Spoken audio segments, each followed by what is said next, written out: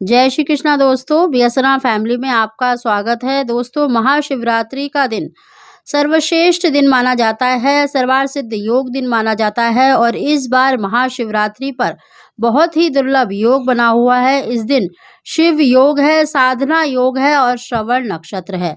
श्रवण नक्षत्र के स्वामी देखिए शनिदेव हैं और शनिदेव शिवजी के परम भक्त हैं। महाशिवरात्रि का इस दिन व्रत करने से भगवान शिव तक आपकी प्रार्थना बहुत ही शीघ्र पहुंचती है। इस शुभ योग में अगर आप कोई भी साधना करते हैं, कोई भी पूजा उपाय करते हैं तो वो अवश्य ही पूरी होती है। तो दोस्तों, इस दिन महाशिवरात्रि के दिन व्रत अवश्य करें, भगवान शंकर का पूजन अवश्य करें। दोस्तों, महाशिवरात्रि के दिन देखिए 4 पहर की पूजा का महत्व बताया गया है। आप किसी भी एक पहर में पूरे विधि विधान से भगवान शंकर का पूजन अवश्य करें, यानी उनको दूध दही घी शक्कर से पंचामृत बनाकर अभिषेक अवश्य करें और उनकी प्रिय वस्तुएं जो पूजन सामग्री है उसमें बेलपत्र, भांग, धतूरा, फल फूल अवश्य ही लेकर जाएं। दोस्तों, और साथ ही आपको जो 3 उपाय हम आपको बताने जा रहे हैं, आप अपनी इच्छा अनुसार इनमें से एक उपाय भी कर सकते हैं, आप तीनों उपाय भी कर सकते हैं। भगवान शंकर की कृपा से आपकी इच्छा बहुत ही शीघ्र पूरी होगी।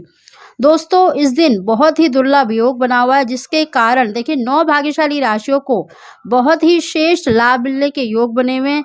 इन 9 राशियों को देखिए महाशिवरात्रि से पूरे वर्ष ही बहुत ही श्रेष्ठ संतान सुख के योग भी बने हुए हैं। दोस्तों, उसकी जानकारी देने से पहले अगर अभी तक आपने हमारे चैनल को सब्सक्राइब नहीं कर रखा तो प्लीज़ सब्सक्राइब जरूर कर लें, बगल में बेल आइकन को ही प्रेस कर दें, जिससे मेरी आने वाली सभी लेटेस्ट वीडियो का नोटिफिकेशन सबसे पहले आप तक पहुंच सके। दोस्तों, महाशिवरात्रि के दिन व्रत अवश्य ही करें। इस दिन बहुत ही दुर्लभ योग बना हुआ है। इस दिन अगर आप कोई भी तंत्र मंत्र कोई भी साधना करते हैं तो वो अवश्य ही आपकी पूरी होगी। दोस्तों, इस दिन व्रत अवश्य करें। जो संतान सुख की इच्छा रखते हैं वो इस दिन संकल्प अवश्य करें, यानी ब्रह्म मुहूर्त में जब आप शिव जी का पूजन करते हैं तो उस समय पर अपने हाथ में थोड़ा सा जल लेकर संकल्प करें कि हम इस इच्छा के लिए महाशिवरात्रि का व्रत कर रहे हैं और दूसरे दिन ही अन्न ग्रहण करेंगे। इस तरह से आपको संकल्प करना है, अपने नाम का गोत्र का उच्चारण करके अपनी इच्छा बोलकर उस जल को भगवान शंकर के आगे छोड़ देना है। दोस्तों, इस तरह से संकल्प करें और भगवान शंकर का पूरे विधि विधान से पूजन अवश्य करें। दोस्तों, इस दिन आपको फल अवश्य ही चढ़ाना है। आप बेल फल यानी बेल पत्र चढ़ा सकते हैं, बेल फल चढ़ा सकते हैं, धतूरे का फूल, धतूरे का फल चढ़ा सकते हैं। और इस दिन अगर आप धन की इच्छा रखते हैं, सुख सौभाग्य की इच्छा रखते हैं तो 1 मुट्ठी चावल यानी अक्षत, जो बिना टूटे फूटे चावल होते हैं, वो अवश्य ही शिवलिंग पर अपनी मनोकामना बोलकर चढ़ाने चाहिए। दूसरी वस्तु है दोस्तों, अगर आप संतान सुख इसकी इच्छा रखते हैं तो इस दिन 1 मुट्ठी गेहूं अपनी मनोकामना बोलकर अवश्य ही चढ़ाएं। अगर आप पुत्र की इच्छा रखते हैं तो इस दिन एक जटा वाला नारियल लेकर उस पर 7 बार कलावा लपेटकर अपनी इच्छा बोलकर आपको शिवलिंग पर अवश्य ही चढ़ाना है। दोस्तों, पूजा करने के बाद अगर आपको देखिए शिवलिंग पर अक्षत चढ़े हुए मिल जाते हैं, चाहे वो आपके हो चाहे किसी और के चढ़े हुए हो, आप उनको उठाकर अवश्य ही लेकर आएं। अगर आप धन की इच्छा रखते हैं तो उनको लाल कपड़े में रखकर अपने घर की तिजोरी में रख दें।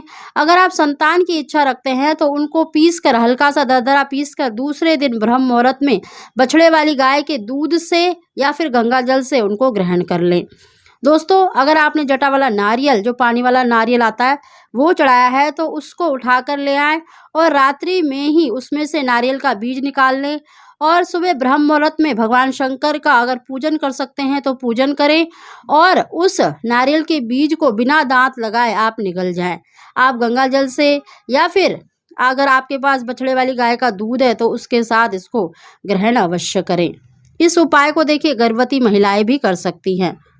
साथ ही दोस्तों, जिन भी बहनों को अभी तक कोई संतान नहीं है तो वो शिवलिंग से एक बेलपत्र भी अवश्य उठाकर लेकर आए और रात्रि के समय चाहे आधा घंटा चाहे 1 घंटा अपनी नाभि पर रखकर, जो चिकनी साइड होती है उस साइड से अपनी नाभि पर रखकर भगवान शंकर का ध्यान करके उसको बांधकर अवश्य रखें। साथ ही दोस्तों, शिव पुराण में कहा गया है कि अगर आप संतान सुख की इच्छा रखते हैं तो शिवलिंग पर चढ़ा हुआ मतलब जो प्रसाद है वो अवश्य ग्रहण करना चाहिए। इस दिन आप शिवलिंग से उठाकर कोई भी फल, चाहे वो बेर हो, चाहे केला हो, कोई भी फल, मतलब कोई भी फल अगर आपको मिल जाता है, चाहे आपका चढ़ा हो चाहे किसी और का भी चढ़ा हो, एक फल अवश्य लेकर आए। अगर आपको कोई भी संतान नहीं है तो पति पत्नी दोनों ग्रहण करें।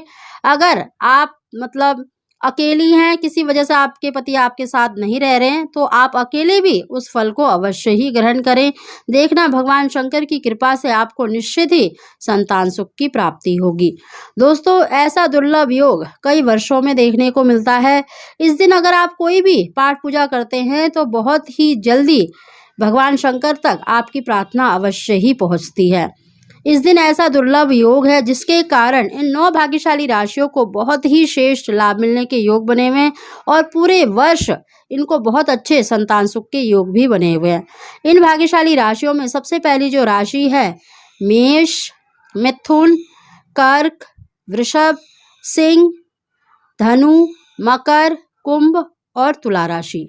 इन 9 राशियों को बहुत ही श्रेष्ठ संतान सुख के साथ साथ धन लाभ के भी बहुत अच्छे योग बने हुए हैं। दोस्तों, इस दिन उपाय अवश्य करें। देखना भगवान शंकर की कृपा आपके ऊपर अवश्य ही होगी और आपकी मनोकामना अवश्य ही पूरी होगी।